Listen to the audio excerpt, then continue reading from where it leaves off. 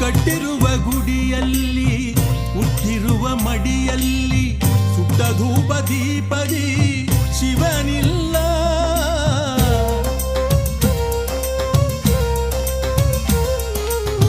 ಬಗೆ ಬಗೆ ಮಂತ್ರದಲ್ಲಿ ಯಾಗ ಯಜ್ಞಗಳಲ್ಲಿ ಜಪ ತಪ ವ್ರತದಲ್ಲಿ ಅವನಿಲ್ಲ.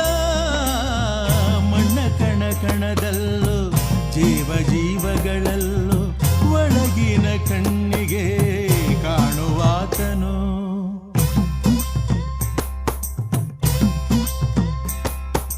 ದೇಹವೆಂದರೆ ಓ ಮನುಜ ಮೂಳೆ ಮಾಂಸಗಳ ತಡಿಕೆ ನಿಜ.